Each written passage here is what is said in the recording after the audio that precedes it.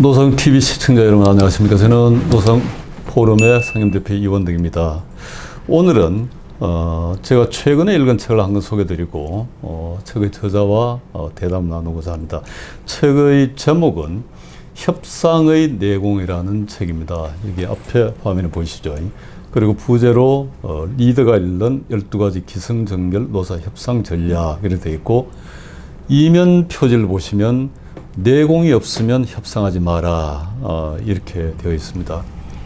그래서 제가 이걸 보니까 우선 현장에서 노사 갈등을 다루는 모든 분들에게 노든 사든 정부든 또 노사관계에 관심을 가지고 있는 전문가 모두에게 대단히 유익한 책이다 이렇게 생각해서 제가 추천의 말씀을 드립니다.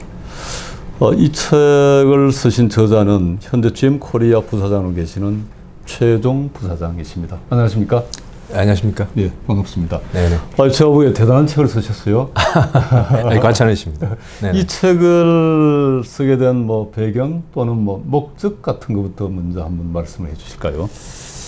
네, 현장에서의 경험을 좀 나누고 싶다라는 생각이 들었고요. 네. 그게 이제 저는 이제 경영진 출신이니까 네. 우선 이제 많은 경영진 비슷한 경험을 하시고 또 고민도 하시는 분들한테 좀 제 경험을 좀 나눠드리고 싶다라는 생각이 들고 또 동시에 이제 노사 갈등이라는 게 하나의 어떤 그 많이 알려진 사회적인 문제인데 그게 저희 현장의 협상 경험을 통해서 그런 갈등을 좀 해소하고 해결책을 찾아가면은 전반적으로 사회에 좀 이익이 되지 않을까라는 어떤 그런 바람도 같이 가졌었습니다. 네. 그 책의 내용에 들어가기 전에 제가 책의 제목을 보니까 제가 진짜 말하자면 이제 뭘까 박사일라 하고 이제 학문 세계에서 쓰는 책을 쓰는 사람하고는 그 책의 제목부터 다른 것 같아요. 여기 아마 협상의 내공이라는 이제 큰 제목에 내공이라는 표현이 들어가고, 그 다음에 안에 또 보면 이제 기승전결 일종의 협상의 프로세스 같은 거겠죠. 그런 게 이제 굉장히 생소하면서도 굉장히 그 현장의 바탕을 둔 그런 내용이다 이런 생각이 들어서 한번 거기에 대해서 먼저 말씀을 좀 해주시면 좋겠습니다. 사실은 좀 제목은 좀 어떻게 보면은 좀 약간 도발적인 측면도 없지 않아 있는데요. 그렇지만은 실제로 이제 이런 부분을 그 현장에서는 많이 쓰기도 했습니다.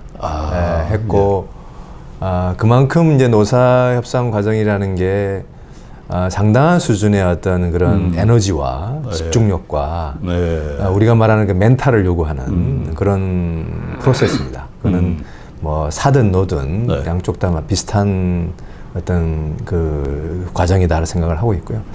그 과정 자체를 전반적으로 보면 일련의 어떤 기승전결의 과정이 반드시 필요했다. 어차피 노사 협상은 그 우리가 말하는 마무리를 하기 위한 과정입니다. 합의를 하기 위한 과정이고 그 과정은 최소한 한 2, 3개월 정도가 많이 소요되는데 그 과정을 돌이켜 보면 기승전결이라는 일종의 어떤 기세의 흐름, 협상의 기세의 흐름이 반드시 거기에 들어가 있다. 그래서 협상가라면 어느 쪽이든 간에 그 적절한 기세의 흐름을 타면서 거기에 적합하게 각자의 협상 전략과 전술을 준비하는 것이 필요하다라는 측면에서 제가 그런 용어를 좀 쓰게 됐습니다. 그래서 구체적인 거는 이따 협상 전략과 관련 12가지 원칙에서 이제 좀 자세하게 듣겠습니다. 그러니까 기승전결 하나하나의 단계 과정이 모두가 다 적절하게 조화를 이루고 잘 넘겨 결국 이제 아름다운 결론 결에 이르게 되겠다 그런 생각이 드네요. 맞습니다. 기는 승을 위한 과정이고 승은 전을 위한 과정이고 결과적으로는 이제 결로 가기 위한 과정인데 저는 저희가 늘 쓰는 기승전결이라는 게 어쩌면 참 노사협상의 과정을 설명하는데 굉장히 적합한 그 세 단어가 아닌가, 네 단어가 아닌가 이렇게 생각을 하고 있었습니다. 맞습니다. 그리고 제가 보니까 우리 최 부사장님은 미국에서 변호사 자격증을 따셨거든요. 그래서 제가 기대하기는 우리나라의 노사 갈등에 대한 뭐 교섭과 협상, 타협 여기도 뭐 실제로 많이 종사를 하셨지만 다른 나라의 협상 과정도 아마 관심을 많이 가지고 하지 않으실까 싶은데 우리나라와 다른 나라를 비교하면 이게 노사 문화 또는 노사 교섭 과정, 뭐 갈등의 양상 이런 게 좀 차이가 있습니까? 어떻습니까? 뭐 여러 측면에서 사실은 동양적 사고와 이제 서양적 사고는 협상 과정에서도 많이 차이를 드러내는데요. 네. 실제로 뭐 하나 정도를 구체적으로 말씀드린다면 저희는 좀 관계를 중요시하죠. 예. 네, 협상이라는 어떤 네. 서로 이해를 조정하는 과정에서도 그 관계라는 어떤 중요한 가치들 네. 저희는 도외지하지 않습니다. 네. 그래서 그게 협상의 과정에도 반영이 되기도 하고 또 결과물에 반영되기도 해요. 근데 서양 같은 경우는 그거보다는 네. 좀 더 실리적이고 예. 구체적이고 네. 현실적인 어떤 그런 부분에 집중하기 때문에 사실은 과정도 좀 다르고 예. 그 협상을 통해서 그 생산되는 그 결과물도 사실은 좀 차이가 있다. 예, 어느 게 뭐 굳이 그 유용한 과정이다라고 제가 말씀드리기는 어렵지만 네. 좀 차이는 분명히 있다라고 저는 느끼고 있습니다. 네. 네네. 그러니까 서양은 우리보다 조금 더 실리적인 교섭, 협상, 따라서 이제 타협에 이익 조건이 맞으면 타협이 이런 것도 우리보다 상대적으로 조금 수월하겠네요. 그렇죠. 아무래도 적어도 감정에 이 개입되고 네. 그 정서가 개입되는 판단을 안 하기 때문에 예. 쉽게 말하면 계산만 맞으면 예. 계산만 맞으면 그러니까 당초 목적했던 목적에만 네. 도달하면 네. 근처에 있으면 예. 타협이 이루어지는 협상이라고 저는 보고 있고요. 그렇지만은 이제 저희 쪽에서 이제 우리 동양이라든가 우리 문화에서 이루어진 협상은 예. 목표라는 어떤 그런 부분도 있지만 그 과정에서의 어떤 여러 가지 정서적인 부분, 감정적인 부분, 그게 이제 저희는 명분이라는 용어로도 이제 많이 활용되는데요. 실리보다 명분. 명분에 치우치는 그런 어떤 네. 그 판단을 할 때가 많기 때문에 예. 사실은 그게 협상을 때로는 예. 하나의 어떤 도움도 되지만 어떤 장애가 되는 측면도 없지 않아 있습니다. 예. 네네. 그래서 저는 이제 다른 데서 이런 거를 한번 쓴 적이 있는데, 네. 그 약간 그런 차이 플러스 이제 우리 고유의 어떤 문화 같은 게, 예를 들어 뭐 선비 문화 같은 게, 네. 조선시대의 선비들은 대쪽 같은 선비 이런 걸 추앙했잖아요. 대쪽 같은 선비는 그걸 타협을 하지 않는 선비. 이게 타협과는 거리가 먼, 뭐 명분을 중시한다 이렇게 볼 수 있는데, 아마 이런 게 우리 그 DNA 속에 상당히 자리 잡고 있는 게 아니냐. 이게 실리 중심의 뭐 협상, 타협 이런 걸 조금 가로막는 그런 역할도 했는 게 아니냐 이런 생각이 듭니다. 저도 뭐 그렇게 생각하고요. 네. 뭐 하나 좀 경험을 좀 말씀드리면 정답은 없습니다. 사실은 그 부분에 네. 몇 년 전에 이제 여러 그 노사 갈등 국면이 있을 때 제가 이제 제 파트너인 이제 그 상대방한테 예. 그 김훈의 남한산성이라는 책을 제가 예. 한번 권했습니다. 예. 한 권을 이제 치열한 그게 한 권을 드리면서 예. 제가 이제 뭐 어떤 특정 페이지를 지정해서 제가 드렸는데 예. 거기 그 소설 속에서 나오는 어떤 굉장히 인상적인 장면이 그 최명길과 김상헌의 그 서로 간의 논쟁입니다. 예. 예, 어느 게 맞는지 네. 정답 없습니다. 사실은 어떤 상황에 따라서는 다른 선택을 여러 개 할 수도 있는데 이제 협상이라는 부분도 그런 과정을 극복하는 과정이 아닌가. 예. 두 개의 다른 어떤 가치를 적절하게 충돌시켜서 최선의 가치를 내는 게 협상의 과정이 아닌가 이렇게 생각하고 있습니다. 그래서 저도 그 책을 굉장히 감명 깊게 읽었는데 우리 약간 피 속에 도는 문화 속에 정서 속에 그 김상헌 같은 분들의 척화론 굽히지 않는 비타협적인 뭐 이런 선비 정신이 남아 있어. 훨씬 뭐 가치 있게 보고 그게 실리적 협상을 통해서 갈등을 해소하는 이걸 조금 가로막는 역할도 뭐 은연중에 하는 게 아니라 해서 이런 생각이 듭니다. 역사에 어떻게 기록되느냐에 대해 신경을 쓰면 당연히 거기에 가치를 더 줄 수 있다고 생각합니다. 어쨌든 이제 이런 여러 가지 배경 때문에 그 민주화가 예를 들어 1987년입니까? 네. 그렇다면 지금 이제 한 35년 네. 좀 지났는데 아직도 우리는 뭐 노사 협력 수준, 뭐 노사 관계의 국제 경쟁력 이런 걸 비교를 해보면 세계에서 거의 꼴찌 수준으로 평가되어서 앞으로 굉장히 중요한 게 우리 사회의 지속 가능한 발전을 위해서는 노사가 모두 이제 협상 역량을 키워가지고 노사 관계를 안정시키고 노사 협력을 증진시켜야 되는데 그런 의미에서 저는 이 책에 오는 기대가 대단히 크다는 생각을 합니다. 자, 그러면 이제 뭐 성공적인 노사 교섭을 위한 12가지 원칙에 대해서 말씀을 들어보도록 하겠습니다. 이게 결국은 12가지 원칙이 기성정결에 따라서 노사 당사자의 협상 내공을 키우는 그런 길이 되겠죠.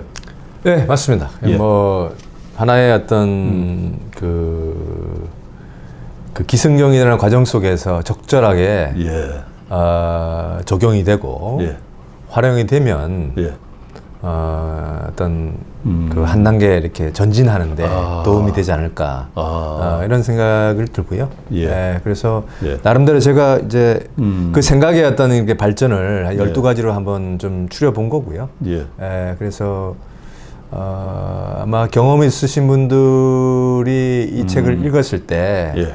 피드백을 굉장히 재밌게 읽었다라는 피드백을 제가 받은 적이 많이 있습니다. 예. 그걸 보면은 현장에는 좀 적절하게 좀 녹아 있지 않을까 이런 생각은 제가 해봅니다. 맞습니다. 저도 굉장히 아주 감명 깊게 네. 읽었습니다. 자, 그럼 이제 제일 네. 원칙부터 한번 설명을 드려보겠습니다. 제일 원칙은 협상도 준비하면 과학이다 이렇게 표현하셨어요. 이거 어떤 의미를 가집니까?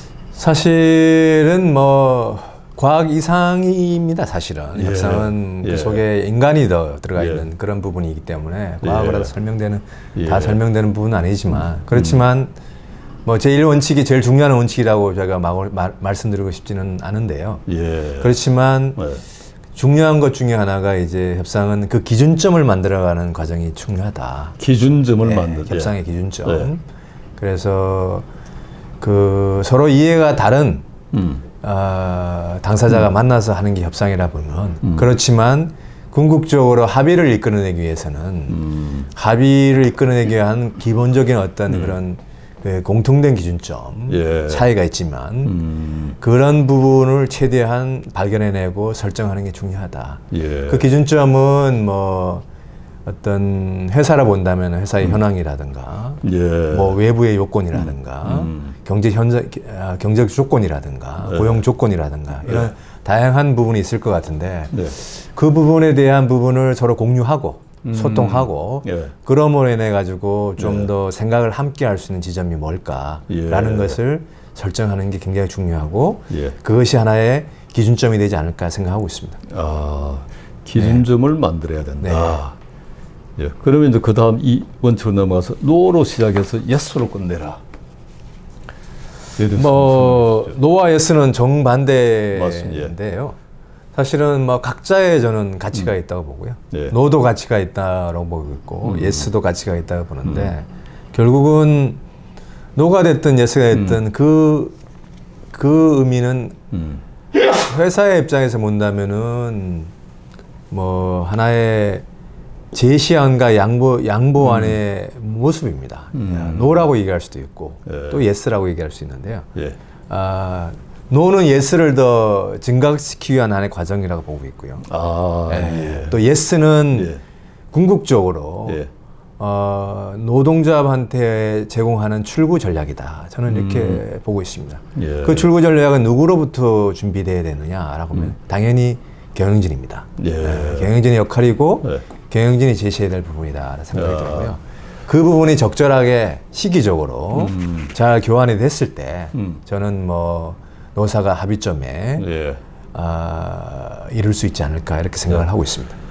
그러니까 이 말씀이 이제 노로 시작해서 예스로 끝내라는 것은 노로 시작해서 노로 끝내도 안 되고 네. 처음에 출발도 예스로 시작해서 예스로 이것도 안 되고 협상은 뭐 변화를 변화를 만들어가는 과정이니까요. 예. 뭐 변화가 뭐 예스가 노가 되는 경우는 별로 없습니다, 사실. 예. 그렇죠. 그런데 예. 이제 그 뭐 노가 예스가 되는 과정 이런 과정을 어떻게 하면 좀 더 이제 가치 있고 좀 더 다이나믹하게 만들까 이런 부분이 하나의 협상의 좀 뭐 전술적 과정이라고 참 저는 생각을 하고 있습니다. 네. 이제 그게 노에서 예스로 바뀌는 게 이것도 하나의 예술인데 그다음 제3원칙이 예술이라는 표현이 나오네요. 제3원칙이 양보에 흠집 내지 마라 예술이다. 그래서 뭐 아까 말씀드린 것처럼 그 회사의 역할은 적절한 양보한 제시안을 제공을 하는 겁니다. 사실은 그 제공을 하는데 중요한 게 그 가치죠. 가치를 절대 손상시키면 안 되는데 그 가치는 뭐 경제적 가치가 우선이고요. 두 번째는 일종의 현장 조합원들이 받아보는 어떤 정서적 가치도 좀 분명히 있다고 봐요. 여러 가지로. 그래서 그 가치를 손상시키면 절대 안 된다. 그래서 가치를 잘 유지하고 최대화시키려면 시기 조절이라든가 어떤 이런 부분도 굉장히 중요하고 그 다음에 기대에 부응하는 종의 어떤 그런 트렌드를 읽어나가는 그런 부분도 굉장히 필요하다. 그런 면에서 그 제시안과 양보안을 구상하는 과정에 굉장히 그리고 그 내용도 일정한 그런 어떤 미적 감각이 들어가야 되는 거 아닌가. 저는 이런 생각이 들어서 한번 제가 그렇게 표현해 봤습니다. 좋은 말씀이네요. 그리고 제4원칙은 개를 그려달라고 했는데 고양이를 그리지 마라. 아주 재미있는 원칙입니다. 뭐 그 제가 표현한 대로입니다. 사실은 이제 뭐 그 제시안을 몇 번에 걸쳐서 제시안을 이렇게 하죠. 하는데 뭐 처음 최초 예를 들면 최초 제시안을 이제 내면서 그 모욕적인 제시안을 내면 안 되겠죠. 최초 제시안을 너무 모욕적으로 낸다면 그거는 일종의 파업을 유도하는 거지 않습니까? 그래서 그 최초 제시안도 어떻게 낼 거냐. 그게 어느 게 개고 어느 게 고양이냐라는 부분에 대한 고민이 있어야 된다고 보고요. 또 하나는 아무리 경제적 가치가 높은 그 제시안을 내도 그게 적절한 거냐라는 부분에 대한 판단이 필요한 거죠. 적합한 거냐. 그거는 요구안의 정체성하고 저는 연결된다고 봅니다. 과연 노동조합이 생각하는 요구안이 고용 안정과 회사의 미래에 대한 어떤 요구안에 방점이 찍혀 있는데 그거는 도외시하고 예를 들면 뭐 돈으로만 그것을 이제 예를 들면 보상을 하려고 한다. 물론 그것도 하나의 어떤 방법일 수도 있겠지만 그거는 개와 고양이 관계가 아닌가. 그래서 요구안의 정체성이 그거보다는 회사의 미래와 고용 안정이라면 그 부분에 뭔가에 대한 어떤 대책을 제시안에 담아야 된다. 그런 의미를 제가 좀 표현을 해봤습니다. 우리 이제 최 부사장께서 아무래도 이제 경영자 입장에서 실제로 노사교섭 협상을 이끌어 오셨기 때문에 아마 그 경영자의 노사교섭에 뭘까 뭐 도움을 드린다 할까 내용을 키우는 뭐 그런 관점이 아마 녹여 있을지 모르겠는데 이런 원칙들은 노동조합에게도 거의 그대로 적용될 수 있는 원칙이라고 볼 수 있는 거죠. 뭐 약간의 동전의 양면이라고 봅니다. 한 몸체에 있는 거고요. 그래서 서로 어차피 그 공감을 해야 되는 측면이 분명히 있고, 그러니까 회사가 제시하는 경영진이 제시하는 제시안과 양보안에 대해서도 일정한 노동조합의 공감, 조합원들의 공감이 없으면 사실은 합의가 이루어지지 않습니다. 그런 면에서 사실은 이 원칙이라는 것도 상대방의 공감을 끌어내는 과정이라고 본다면 상대방 그 노동조합도 이 부분에 대한 인식과 어떤 공감을 함께하면 함께하는 지점이 분명히 저는 있다고 봅니다. 뭐 협상에 참여하는 모든 분들에게 적용될 수 있는 원칙이다. 뭐 그렇게 봐도 무방할 것 같습니다. 자, 다섯 번째 원칙은 여러 개의 운동장을 준비하라고 하셨는데 어떤 운동장들 여러 개? 좀 협상은 과정입니다. 제가 말씀드린 것처럼 기승전결로 표현할 수도 있고요. 또 말씀드리겠듯이 한 2-3달 정도 최소한 걸리는데 그 과정이라는 측면에서 좀 제가 그 원칙을 하나 세워봤고요. 어떻게 하면은 그 과정을 좀 다양하게 좀 더 이렇게 다이나믹하게 할 수 있을까라는 부분에 사실은 교섭 대표만이 하는 협상은 아닙니다. 노사 협상은. 예. 그 교섭 대표 뒤에 많은 관중이 지켜보고 있는 상황이기 때문에 예. 사실 그 협상의 그 절차적 부분을 얼마나 공감 있게 좀 더 진지하게 예. 하느냐 하는 부분이 협상의 결과물을 좀 더 공감 있는 결과물을 만들어낼 수 있는 중요한 과정이다. 예. 그런 측면에서 다양한 어떤 그런 단계적 협상, 실무 협상, 예. 그 다음에 전문가 협상 네. 이런 식의 어떤 다양한 어떤 협상의 틀을 구상하는 것도 중요한 어떤 그런 원칙이다라는 말씀을 드리고 싶습니다. 이게 좋은 아주 이 실제 교섭은 굉장히 도움이 네. 되는 그런 원칙이네요. 자, 그럼 6번째 원칙은 양보할 수 없으면 설득하고 설득할 수 없으면 논쟁하라라고 하셨네요. 뭐 노사교섭 다른 협상도 마찬가지고 쟁점을 갖고 쟁점을 다루는 게 협상 과정이라 본다면 예. 그 실제로 그 쟁점을 어떻게 다룰 거냐라는 문제입니다. 사실은 예. 쉽게 뭐 양보할 수 있고 쉽게 받아들일 수 있다면 쟁점이 안 되는 거겠죠. 예. 그렇지만은 끝까지 쟁점으로 남는 경우도 상당히 많이 있습니다. 그리고 노든 사든 예. 상대방의 입장을 100% 끝까지 받아들일 수 없는 부분도 분명히 있습니다. 예. 그렇지만은 그거를 거부하는 걸로 끝나서는 절대 안 된다. 예. 라는 부분을 생각 들고요. 예. 좀 더 그것을 하나의 쟁점에 대한 논쟁으로서 예. 논쟁으로서 그걸 좀 승화를 시켜야 된다. 예. 그래서 100% 공감에 도달하지 못하는 한이 있더라도 예. 이런 생각이 들고 또 하나는 이제 어떤 시든 간에 극복할 수 없는 쟁점도 있을 수 있습니다. 예. 있는데 극복할 수 없는 쟁점은 그 다른 쟁점을 통해서 그 문제를 해소하는 과정도 필요하다. 그런 면에서 뭐 제가 쟁점으로 들여라 이런 표현을 한번 해본 거고요. 예. 실질적으로 현장에서 노사협상의 어떤 과정 속에서 기승전결이라면 아마 승과 전의 과정이 이 과정에 굉장히 많이 이런 그 쟁점을 다루는 어떤 과정이 거기에 개입되지 않을까 생각하고 있습니다. 예. 자, 지금까지 우리가 12가지 원칙 가운데 6가지를 살펴봤는데 조금 쉬었다가 네. 이제 제 7원칙부터 12원칙은 네. 다음 시간에 계속 이어서 하도록 하겠습니다. 알겠습니다. 예, 감사합니다. 감사합니다. 예.